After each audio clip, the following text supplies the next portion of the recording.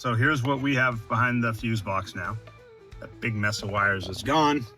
And over here, we've installed our speed of sound T-harness connected here. So there's no more cut and spliced wires. We've replaced that with our harness that plugs into the vehicle's ignition switch.